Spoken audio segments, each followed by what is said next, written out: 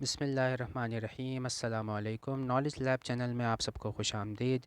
Class 10 physics Karachi board का syllabus और chapter number 18 electronics का लेक्चर नंबर 6 है आज।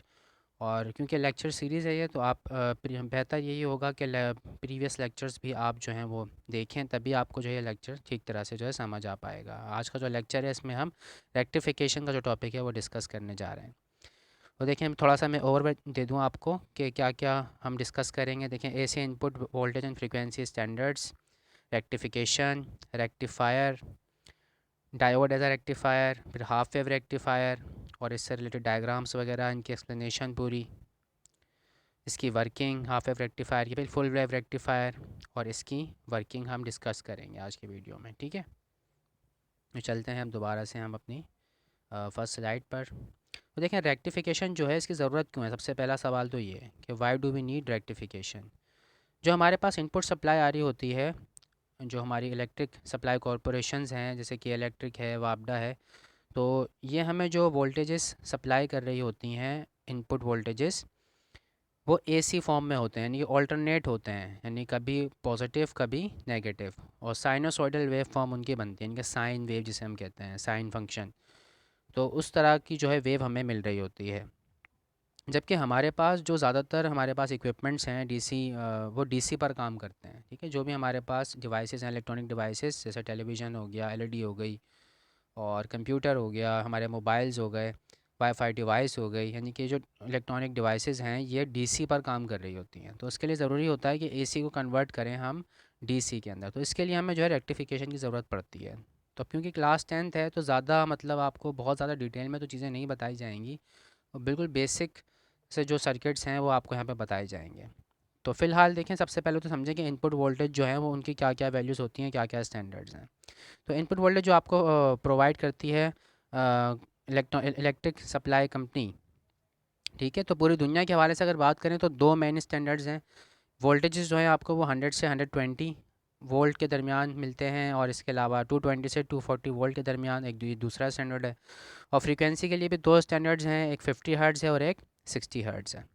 तो पाकिस्तान में जो फॉलो होता है हमारे पास स्टैंडर्ड इनपुट सिग्नल वोल्टेजेस के लिए, वो 220 से 240 वोल्ट, और जो फ्रीक्वेंसी हमें प्रोवाइड की जाती है वो 50 हर्ट्ज़ होती है। यानी कि एक सेकंड के अंदर वोल्टेज की जो पोलैरिटी है वो 50 बार चेंज होगी, यानी कि 50 बार वो पॉजिटिव साइकिल आएगा, 50 बार नेगेटिव साइकिल आ रहा होगा। और जो वोल्टेजेस आपको प्रोवाइड किए जाते हैं वो 220 से 240 के आसपास होते हैं। और ये जो वैल्यू आपको यहाँ पे नज़र आ रही है आरएमएस वैल्यू होती है। ठीक है, रूट मीन स्क्वायर वैल्यू, जो मल्टीमीटर जो हमारे पास होता है, जो वोल्टेज नापने के लिए हम यूज़ करते हैं मीटर, वो आरएमएस वैल्यू में दिखा रहा होता है। लेकिन जो पीक टू पीक वैल्यू होती है, यानी कि मैक्सिमम और मिनिमम जो वैल्यू होती है वो कुछ और होती है, यानी कि इससे ज़्यादा होती है वो वैल्यू। ठीक है, मोर देन 300 वोल्ट्स जो है वो वैल्यू होती है। तो चलिए अब आगे रेक्टिफिकेशन। तो रेक्टिफिकेशन क्या होता है? ये एक ऐसा प्रोसेस है जो हम यूज़ करते हैं एसी करंट को या एसी वोल्टेजेस को डायरेक्ट करंट या डायरेक्ट वोल्टेजेस में कन्वर्ट करने के लिए जो प्रोसेस इस्तेमाल होता है वो कहलाता है रेक्टिफिकेशन। ठीक है, रेक्टिफिकेशन का मतलब होता है रेक्टिफाई कर देना किसी चीज़ को, मतलब एलिमिनेट कर देना, ख़त्म कर देना, मिटा देना। इसके लिए जो है रेक्टिफिकेशन का अगर उर्दू तर्जुमा मैं करूँ तो ये होता है। तो इलेक्ट्रॉनिक्स की ज़बान में अगर हम एसी करंट को डीसी करंट में तब्दील कर दें, कन्वर्ट कर दें, तो ये जो प्रोसेस है ये कहलाता है रेक्टिफिकेशन।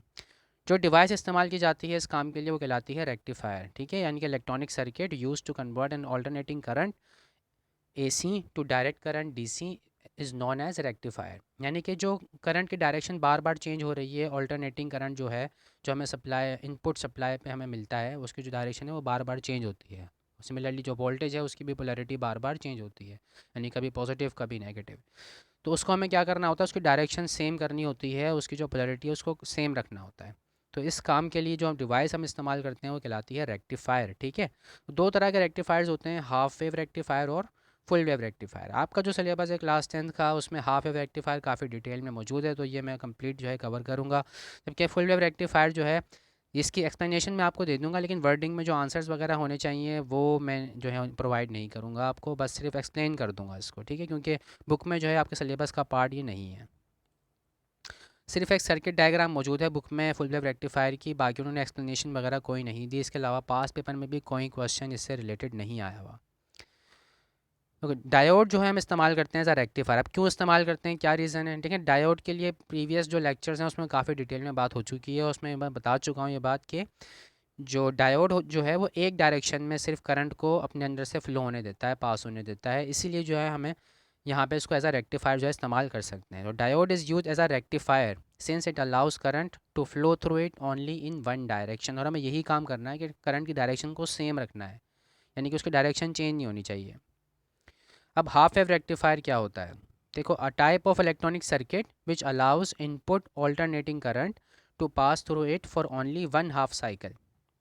देखो, नाम से पता चल रहा है कि जो वेव आएगी हमारे पास, इनपुट वेव एसी वोल्टेज की या एसी करंट की जो वेव आएगी हमारे पास, वो एक साइनोसॉइडल वेव होती है। उसमें पॉजिटिव पार्ट भी होता है, उसमें नेगेटिव पार्ट भी होता है। तो हाफ वेव रेक्टिफायर जो है उसमें उसका जो हाफ पार्ट है उसको तो पास कर देगा, लेकिन उसका जो रिमेनिंग हाफ पार्ट है उसे पास नहीं करेगा। अब वो हमारे ऊपर है कि हम किस तरह से जो है सर्किट डिज़ाइन करते हैं या किस तरह का सर्किट यूज़ करते हैं कि हमें आउटपुट पर या तो पॉजिटिव पार्ट मिल जाएगा या फिर नेगेटिव पार्ट मिल जाएगा। तो आपकी जो सिलेबस है, बुक में जो चीज़ आपको एक्सप्लेन की गई है वो पॉजिटिव पार्ट के हवाले से की गई है, तो वही मैं यहाँ पे आपको डिटेल में बताऊँगा। बाकी क्या ऐसी चेंज लाया जाए सर्किट के अंदर, तो वो भी मैं आपको जो है इसमें बता दूँगा कि आपको नेगेटिव पार्ट जो है वो मिले और हाफ पॉजिटिव पार्ट जो है वो आपको ना मिले। तो हाफ वेव रेक्टिफायर जो एक ऐसा सर्किट होता है जो जो एसी करंट आपको मिल रहा है इनपुट पर, वेव की फॉर्म में हमें मिल रहा होता है वो सिग्नल, तो उसका आधा पार्ट जो है वो हमें आउटपुट पर प्रोवाइड करेगा और आधा पार्ट जो है उसको ब्लॉक कर देगा। अब कैसे करेगा ये काम, वो देखें ज़रा, समझें इसको थोड़ा। तो ये एक ब्लॉक के फॉर्म में मैंने रेक्टिफायर को यहाँ पे देखें दिखाया है, बाकी इसके अंदर क्या है वो हम देखेंगे बाद में। तो पहले इसका समझ लें कि काम कर क्या रहा है ये। देखिए, हमारे पास इस तरह की फॉर्म में इनपुट सिग्नल आता है, ठीक है, ये साइनोसॉइडल वेव कहलाती है। ठीक है, साइन फंक्शन से जो है ये वेव फॉर्म डेवलप हुई भी होती है, साइन फंक्शन की तरह की जो है वेव होती है। तो वोल्टेजेस जो है हमारे पास 220 से 240 तक हैं, जबकि फ्रीक्वेंसी जो है वो 50 हर्ट्ज है। फ्रीक्वेंसी का मतलब कि जो एक साइकिल है, ठीक है, ये 1 हर्ट्ज होता है, 1 हर्ट्ज है ये। तो इस तरह के ये जो एक साइकिल है यहाँ से लेके यहाँ तक का, यानी कि इस तरह के 50 साइकिल जो है एक सेकंड में आपको मिलेंगे। 50 हर्ट्ज का मतलब ये है, ठीक है। तो फ्रीक्वेंसी 50 हर्ट्ज का मीनिंग ये है कि ये जो आपको एक साइकिल है ये वाला, ये पूरा एक कंप्लीट साइकिल, ये आपको एक सेकंड में 50 ऐसे साइकिल्स जो हैं इनपुट पर मिलेंगे, ठीक है। अब देखिए, हाफ वेव रेक्टिफिकेशन करनी है। हाफ वेव का मतलब यानी कि या तो मैं ये वाला हाफ पार्ट मुझे मिल जाएगा आउटपुट पर, या फिर इसका जो नेगेटिव वाला पार्ट है, या फिर ये वाला हाफ पार्ट मिल जाएगा। तो बुक में आपको ये पॉजिटिव पार्ट से समझाया हुआ है, तो मैं इसी लिहाज से समझा रहा हूँ फ़िलहाल। बाकी क्या चेंज होगा इसमें वो मैं बता दूंगा अभी आपको। देखिए, तो आउटपुट जो हमें मिलेगा हाफ वेव रेक्टिफायर से, तो वो आधी वेव मिलेगी हमें, और आधा पार्ट इसका जो है क्या हो जाएगा, गायब हो जाएगा। देखिए, रेक्टिफाई हो गया आधा पार्ट, ठीक है, इसलिए कहते हैं इसको हाफ वेव रेक्टिफायर। यानी नेगेटिव वाला पोर्शन जो है वेव का, इनपुट वाली वेव का, वो हमें आउटपुट पर नहीं मिल रहा। यानी कि वोल्टेज की पोलैरिटी हमेशा क्या रहेगी, पॉजिटिव। देखिए यहाँ पे पॉजिटिव पॉजिटिव पॉजिटिव पॉजिटिव, ठीक है, और नीचे वाला पार्ट जो है नेगेटिव है, नेगेटिव नेगेटिव पार्ट हमें यहाँ पर देखें आउटपुट पर नहीं मिल रहा, और यही हमारी जॉब थी, ठीक। यानी कि हमें करंट को सिर्फ एक डायरेक्शन में फ़्लो कराना है और वोल्टेज की पोलैरिटी भी वो एक ही रखनी है, सेम रखनी है, ठीक है। उसको जो पोलैरिटी है वो चेंज नहीं होनी चाहिए, यानी कि पॉजिटिव है तो पॉजिटिव ही रहे, और अगर नेगेटिव है तो नेगेटिव ही रहे। तो यहाँ पर ये जो आउटपुट आपको मिल रहा है ये हमेशा पॉजिटिव है। अब इस रेक्टिफायर का जो बॉक्स बना हुआ है इसके अंदर क्या मौजूद है देखते हैं नेक्स्ट स्लाइड पर। देखिए, जो बॉक्स है इसके अंदर मौजूद होगा आपके पास एक अदर डायोड, ठीक है। सप्लाई हम यहाँ से देंगे, ये एसी सप्लाई का सिंबल है, एक राउंड शेप बना के उसमें इस तरह से एक साइनोसॉइडल वेव दिखाती जाती है, तो ये AC supply, AC voltage supply कहलाती है। यहाँ पर देखें, आप जो भी चीज़ डिवाइस या कनेक्ट करेंगे इसके साथ, डायोड के आउटपुट के साथ, ठीक है, तो उसका कुछ ना कुछ रेजिस्टेंस तो होगी लाजमी, यानी वो करंट के फ़्लो होने में अपने अंदर से कुछ ना कुछ तो मुज़ाहमत, कुछ ना कुछ तो रेजिस्टेंस शो करेगा, ऑफ़र करेगा।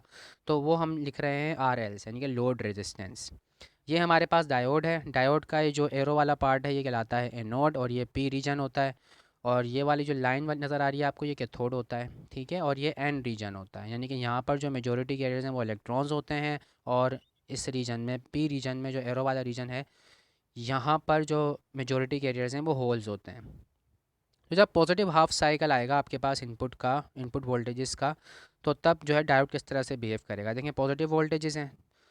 अब यहाँ पर देखें, पॉजिटिव वोल्टेज होने का मतलब ये है कि जो एनोड है डायोड का, यानी कि जो पी रीजन है, वो पॉजिटिव हो जाएगा with respect to cathode. Cathode के लिहाज से जो एनोड है वो पॉजिटिव हो जाएगा, यानी ज़्यादा वोल्टेजेस हैं यहाँ पर। और यहाँ पर मैंने आपको बताया कि मेजोरिटी कैरियर्स हैं होल्स। अब यहाँ पर देखेंगे पॉजिटिव पोटेंशियल अगर आ रहा है तो इसका मतलब जो एन रीजन के अंदर हमारे पास इलेक्ट्रॉन्स मौजूद हैं, फ्री इलेक्ट्रॉन्स, वो फ्री इलेक्ट्रॉन्स हैं, वो बाउंड नहीं है, ठीक है, वो मूव कर सकते हैं। तो वो जो फ्री इलेक्ट्रॉन्स हैं वो अट्रैक्ट होंगे इस पॉजिटिव साइड की तरफ, क्योंकि पॉजिटिव पोटेंशियल है यहाँ पर, तो पॉजिटिव और नेगेटिव एक दूसरे को अट्रैक्ट करते हैं, इसलिए यहाँ पर जो इलेक्ट्रॉन्स हैं वो अट्रैक्ट होंगे पी रीजन की जानिब। जब वो अट्रैक्ट होंगे तो यहाँ पर मौजूद हैं होल्स, यानी कि इलेक्ट्रॉन डेफिशिएंट स्पेस जो है उसको कहते हैं होल। तो जब यहाँ पर आकर वो एंटर होंगे तो इस तरह से जो है करंट का एक फ़्लो यहाँ पर स्टार्ट हो जाएगा, ठीक है। यानी कि इलेक्ट्रॉन्स यहाँ पे अट्रैक्ट होंगे और वो जो बीच में डिप्लीशन रीजन था और वो जो बैरियर पोटेंशियल डेवलप हुआ हुआ था वो ख़त्म हो जाएगा, ठीक है। डायोड जो है वो फॉरवर्ड बायस कंडीशन में आ जाएगा। तो डायोड जब फॉरवर्ड बायस कंडीशन में आ जाता है तो ये एज आ क्लोज्ड स्विच बिहेव करता है, यानी कि एक ऐसा स्विच जिसे हमने ऑन कर दिया हो, ठीक है। जब ऑन कर देते हैं स्विच को तो करंट जो है वो फ़्लो करना शुरू कर देता है। तो यहाँ पे देखिए करंट फ़्लो करना शुरू कर देगा और करंट की डायरेक्शन हमने दिखाई है यहाँ पर पॉजिटिव से नेगेटिव की जानिब। ये जो डायरेक्शन है करंट की, ये कन्वेंशनल करंट कहलाता है, यानी कि पॉजिटिव करंट, ठीक है, जो पॉजिटिव डायरेक्शन से नेगेटिव डायरेक्शन की तरफ फ्लो कर रहा होता है। और जो मैंने आपको इलेक्ट्रॉन का बताया कि इलेक्ट्रॉन यहाँ से यहाँ की तरफ जाएंगे, कैथोड से एनोड की तरफ, वो इलेक्ट्रॉनिक करंट होता है, ठीक है। दो तरह के जो करंट है इनका रीज़न जो है ये है कि जो लॉज हैं इलेक्ट्रिसिटी के या इलेक्ट्रॉनिक्स के, वो जो स्ट्रक्चर है एक्चुअल एटम का, वो डिस्कवर होने से बहुत पहले डेवलप हो चुके थे। और उसके अंदर जो है वो यही समझा जा रहा था कि पॉजिटिव चार्ज जो है वो मूव कर रहा होता है, जबकि बाद में ये पता चला कि इलेक्ट्रॉन मौजूद है और इलेक्ट्रॉन जो है वो एक जगह से दूसरी जगह जो है मूव करते हैं। तो सिर्फ डायरेक्शन का फ़र्क आता है, बाकी सारे कॉन्सेप्ट बिल्कुल ठीक रहते हैं। तो इसलिए जो है इसको चेंज नहीं किया जाता। जो ज़्यादातर बुक्स हैं वो कन्वेंशनल करंट को ही फॉलो कर रही होती हैं। ऑल्दो के इलेक्ट्रॉन्स मूव कर रहे होते हैं नेगेटिव से पॉजिटिव की तरफ, लेकिन वो कन्वेंशनल करंट को ही बेस बनाकर सारी चीज़ें फिनोमिनाज जो हैं वो उनको एक्सप्लेन कर देते हैं, कोई फ़र्क नहीं पड़ता। तो करंट की डायरेक्शन देखें यहाँ पर टुवर्ड एनोड, एनोड से लेकर एनोड से कैथोड की जानिब होगी, और ये करंट जो है कन्वेंशनल करंट है, यानी कि पॉजिटिव चार्जेस वाला करंट है, ठीक है। तो जब करंट यहाँ से फ़्लो होगा, डायोड फॉरवर्ड बायस हो जाएगी और क्लोज स्विच की तरह बिहेव करेगी। तो करंट जब यहाँ से फ़्लो करेगा और रेजिस्टेंस से गुजरेगा तो यहाँ पे डेवलप होगा पोटेंशियल डिफरेंस, ठीक है। वोल्टेजेस यहाँ पे ड्रॉप होंगे और वो वोल्टेजेस उसी लिहाज से डेवलप होंगे जो इनपुट आपको यहाँ से मिल रहा है, ठीक है। यानी कि उसकी शेप, आउटपुट वोल्टेज की शेप और इनपुट वोल्टेज की शेप, दोनों की शेप क्या होगी, सेम होगी, और फ्रीक्वेंसी भी जो है क्या होगी, सेम होगी। अब देखें पॉजिटिव हाफ साइकिल की बात हमने कर ली, अब देखें नेगेटिव हाफ साइकिल जब आएगा तब क्या होगा। जब नेगेटिव हाफ साइकिल आएगा तो यहाँ पर आ जाएंगे नेगेटिव वोल्टेजेस। जब नेगेटिव वोल्टेजेस आएंगे तो पी रीजन के अंदर जो होल्स मौजूद हैं वो अट्रैक्ट होंगे किस जानिब, नेगेटिव साइड की तरफ, ठीक है। और जबकि जो एन रीजन में इलेक्ट्रॉन थे वो रिपेल होंगे, अब यहाँ से लाइक चार्जेस एक दूसरे को रिपेल करते हैं, ठीक है। तो यहाँ पे नेगेटिव वोल्टेजेस हैं और यहाँ पे फ्री इलेक्ट्रॉन्स हैं, वो भी नेगेटिव हैं, तो नेगेटिव नेगेटिव एक दूसरे को रिपेल करेंगे तो डिप्लीशन रीजन बढ़ेगा, उसकी विड्थ बढ़ेगी, बैरियर पोटेंशियल इंक्रीज़ होगा, तो डायोड एज आ ओपन स्विच बिहेव करेगा, ठीक है, यानी कि ऑफ कंडीशन आ जाएगी बिल्कुल। तो करंट यहाँ से फ़्लो नहीं करेगा, तो जब करंट फ़्लो नहीं करेगा तो यहाँ पे वोल्टेज भी आपको नज़र नहीं आएंगे, ठीक है। तो इस तरह से यहाँ पे जब नेगेटिव साइकिल चल रहा होगा इनपुट का तो तब यहाँ पे हमें कोई वोल्टेजेस यहाँ पे मुझे नहीं मिलेंगे, ठीक है। तो इस तरह से नेगेटिव पार्ट जो है वेव का रेक्टिफाई हो जाएगा, एलिमिनेट हो जाएगा, गायब हो जाएगा। तो यही सिलसिला चलता रहेगा और इस तरह से हमें सिर्फ और सिर्फ पॉजिटिव पीक्स जो है यानी कि पॉजिटिव वोल्टेजेस हमें मिलते रहेंगे और करंट जो है वो सिर्फ एक ही डायरेक्शन में फ़्लो करता रहेगा, तो ये कहलाएगा डायरेक्ट करंट या डीसी वोल्टेजेस। तो दिस इज़ हाउ जो है वो हाफ वेव रेक्टिफिकेशन जो है ये पूरी की जाती है और एसी जो है वो डीसी में कन्वर्ट हो जाता है। अब देखें यहाँ पर फ्रीक्वेंसी देखें सिग्नल की, जो इनपुट फ्रीक्वेंसी है वही फ्रीक्वेंसी देखिए हमें यहाँ पे नज़र आ रही है, यानी कि एक सेकंड में हमें एक पॉजिटिव साइकिल मिल रहा है और यहाँ पे भी हमें एक सेकंड में एक ही पॉजिटिव साइकिल मिल रहा था, ठीक है। अब जो फुल आगे हम वर्किंग पैलेस की देख लेते हैं, बाद में भी फुल वेव रेक्टिफायर डिस्कस करेंगे, वहाँ पे देखेंगे आपकी फ्रीक्वेंसी डबल हो जाएगी। तो पहले हम वर्किंग डिस्कस करते हैं हाफ वेव रेक्टिफायर की। जो मैंने एक्सप्लेनेशन आपको दी है, आप जाहिर से बात है पेपर में आपको वर्डिंग में लिखनी पड़ेगी वो सारी चीज़ें, तो यहाँ से आप इसका स्क्रीनशॉट लेकर इसको याद कर सकते हैं और या आप लिख के आ सकते हैं पेपर में। तो देखें during positive half cycle of the AC input voltage the P region, जिसे हम एनोड कह रहे हैं, is positive with respect to N region cathode of the diode, so the diode is forward bias, thus it allows current to flow through it. Forward bias condition में diode as an close switch behave करता है, नहीं कि जैसे हमने कोई switch जो है वो क्लोज कर दिया हो। The current produces an output voltage across the load resistor which is of the same shape as the positive half cycle of the AC input voltage. During negative half cycle, the diode is reverse biased, thus it does not allow current to pass through it, hence no voltage is produced across the load resistor. Frequency of the output voltage is same as the input voltage. चाहे voltage हो चाहे current हो, दोनों की frequency same रहेगी। अब full wave rectifier सिर्फ circuit बना के दिया हुआ है आपको बुक के अंदर, और उसकी कोई एक्सप्लेनेशन वगैरह नहीं दी है। बहरहाल यहाँ पे मैंने थोड़ा बहुत एक्सप्लेन इसको कर दिया है। तो सर्किट डायग्राम की प्रैक्टिस लाजमी करिएगा, हो सकता है ड्रॉ करने के लिए आ जाए। तो फुल वेव रेक्टिफायर क्या होता है, इसमें जो है आपके पास जो आउटपुट आपको मिलेगा वो पूरी वेव के लिए मिलेगा, ठीक है। यानी कि देखें पॉजिटिव साइकिल के लिए भी हमें यहाँ पे पॉजिटिव पार्ट मिल रहा है और नेगेटिव साइकिल के लिए भी हमें यहाँ पे पॉजिटिव पार्ट मिल रहा है। अब फुल वेव रेक्टिफायर दो तरह के होते हैं, एक होता है ब्रिज रेक्टिफायर और एक होता है सेंटर टेप ट्रांसफार्मर, उसमें हम यूज़ कर रहे होते हैं, ठीक है। हाफ वेव रेक्टिफायर में हमने ट्रांसफार्मर का इस्तेमाल नहीं किया, जबकि फुल वेव रेक्टिफायर में जो आपके बुक में दिया हुआ है वो ब्रिज रेक्टिफायर उन्होंने डिस्कस नहीं किया, सिलेबस का पार्ट नहीं है। उन्होंने सिर्फ डिस्कस किया है सेंटर टेप ट्रांसफार्मर को, ठीक है। उन्होंने सिर्फ जो डायग्राम दी हुई है आपको सर्किट डायग्राम, वो सेंटर टेप डायग्राम जो है वो है, यानी सेंटर टेप वाला जो टाइप है ब्रिज फुल वेव रेक्टिफायर की, उन्होंने डिस्कस की हुई है, ठीक। तो पॉजिटिव पार्ट के लिए भी आपको पॉजिटिव पार्ट मिलेगा आउटपुट पे, और नेगेटिव पार्ट के लिए भी नेगेटिव पार्ट ही आउटपुट पे मिलेगा। इसलिए हम कह रहे हैं कि फ्रीक्वेंसी जो है वो क्या हो जाएगी, डबल। यानी कि पहले हमें एक पॉजिटिव साइकिल मिल रहा था और अब हमें यहाँ पर दो पॉजिटिव साइकिल मिलेंगे। यानी अगर 50 हर्ट्ज़ की फ्रीक्वेंसी होगी इनपुट पर, तो आउटपुट पर हमें 100 हर्ट्ज़ की फ्रीक्वेंसी मिलेगी, ठीक है। तो किस तरह से काम कर रहा होता है, देखिए आप full wave rectifier allows unidirectional one way current, एक डायरेक्शन में करंट फ्लो होगा, डीसी करंट होगा। वोल्टेज की पोलैरिटी देखें आप बिल्कुल सेम है, पॉजिटिव है, ठीक है। तो यानी कि डायरेक्ट वोल्टेज हो गए। Current through the load during the entire 360 degree, यानी कि एक साइकिल में ये पूरा देखें यहाँ से लेके यहाँ तक ये 180 डिग्री बनता है, और फिर यहाँ से लेके यहाँ तक ये पूरा 360 डिग्री हो जाता है। तो 360 degree of the input cycle, where as a half wave rectifier allows current through the load only during one half of the cycle. The result of full wave rectification is an output voltage with the frequency of twice, यानी frequency दुगनी हो जाएगी, double हो जाएगी, twice the input frequency that pulsates every half cycle of the input. अब कैसे काम करता है, किस तरह का सर्किट होता है, कुछ इस तरह का होता है। देखिए ये जो सिंबल आपको नज़र आ रहा है ये ट्रांसफार्मर है, ये फ्यूज़ जो है सर्किट प्रोटेक्शन के लिए इस्तेमाल किया जाता है। ये इनपुट सिग्नल है हमारा, और ये पॉजिटिव हाफ साइकिल यहाँ पे एक्सप्लेन हो रहा है। इसमें इस्तेमाल होते हैं मल्टीपल डायोड, यानी कि मोर देन वन डायोड इस्तेमाल होते हैं फुल वेव रेक्टिफायर में। जो सेंटर टेप जो रेक्टिफायर है इसमें दो डायोड इस्तेमाल होते हैं, जबकि जो ब्रिज रेक्टिफायर होता है उसमें चार डायोड इस्तेमाल होते हैं, ठीक है। तो यहाँ पे देखिए दो डायोड हैं, एक D1 है और एक D2 है। अब सेंटर टेप होने का क्या मतलब है, और ये ग्राउंड टर्मिनल हमें यहाँ पे नज़र आ रहा है, ठीक है। और ये हमारे पास है लोड रेजिस्टेंस, ये जो सिंबल है ये ग्राउंड का सिंबल होता है, यानी कि जहाँ पे 0 वोल्ट हम कंसिडर कर रहे होते हैं, रेफरेंस पॉइंट जिसे हम कंसिडर कर रहे होते हैं। तो सेंटर टेप होने का मतलब ये, यहाँ पे जो आप वोल्टेजेस देंगे, जैसे लेट सपोज 220 वोल्ट आपने यहाँ पे इनपुट आपके पास आएंगे, तो जब यहाँ पर पहुँचेंगे वो, तो वो दो हिस्सों में डिवाइड हो जाएंगे, यानी कि 110 ऊपर और 110 नीचे।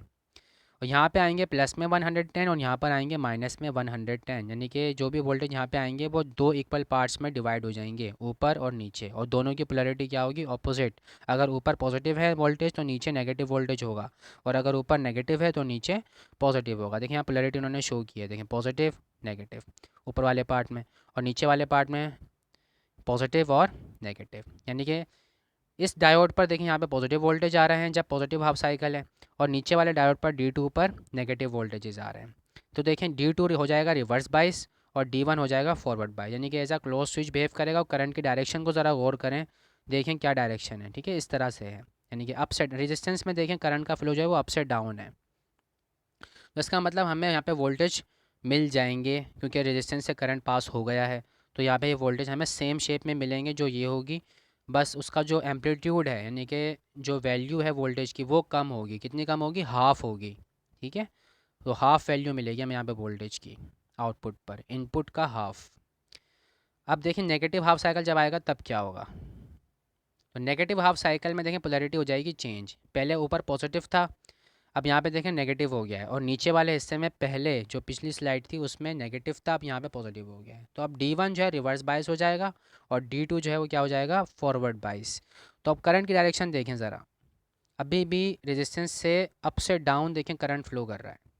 दोबारा दिखाते हैं हम आपको, देखें इसमें भी अप से डाउन और नेक्स्ट स्लाइड में भी अप से डाउन, यानी करंट की डायरेक्शन सेम है। तो वोल्टेज की पोलैरिटी भी क्या रहेगी, सेम रहेगी। तो इस तरह से जो है हम क्या करते हैं, एसी को डीसी में कन्वर्ट कर लेते हैं। तो फुल वेव में और हाफ वेव रेक्टिफायर में फ़र्क क्या है, ये फ़र्क है कि वहाँ पे हमें हाफ वेव में हमें ट्रांसफार्मर यूज़ नहीं करना होता, फुल वेव में हमें ट्रांसफार्मर यूज़ करना पड़ता है। हाफ वेव में हमारे पास जो फ्रीक्वेंसी है वो सेम रहती है, शेप भी सेम रहती है, वोल्टेज भी सेम रहते हैं ऑलमोस्ट। जबकि फुल वेव रेक्टिफायर में हमारे पास जो वोल्टेजेस हैं वो हाफ़ हो जाते हैं और फ्रीक्वेंसी क्या हो जाती है, डबल हो जाती है। हाफ वेव रेक्टिफायर में हमारे पास जो डायोड हैं वो सिंगल डायोड हमें यूज़ करना पड़ता है, जबकि फुल वेव रेक्टिफायर के अंदर हमें मल्टीपल डायोड इस्तेमाल करने पड़ते हैं। जैसे सेंटर टेप में हमें 2 डायोड इस्तेमाल करना पड़ रहे हैं और ब्रिज रेक्टिफायर में हमें 4 डायोड इस्तेमाल करना पड़ते हैं, लेकिन वहाँ पर हमें ट्रांसफार्मर की ज़रूरत नहीं पड़ती। ठीक है, तो ये था जनाब रेक्टिफायर से रिलेटेड टॉपिक। तो थैंक यू सो मच, उम्मीद है कि आपको पसंद आई होगी वीडियो। तो आज के लिए इतना ही, और जो नेक्स्ट लेक्चर होगा इसमें हम ऑब्जेक्टिव डिस्कस करेंगे इस चैप्टर के, और सारे ऑब्जेक्टिव डिस्कस करेंगे, यानी कि ज़रूरी नहीं कि रिड्यूस सिलेबस के यूँ हम ढूंढ ढूंढ के करें, ऐसा नहीं होगा। तकरीबन सारे जो है मैं आपको एक्सप्लेन करूँगा, सबके आंसर्स भी आपको प्रोवाइड किए जाएंगे। तो थैंक यू सो मच, अल्लाह हाफ़िज़।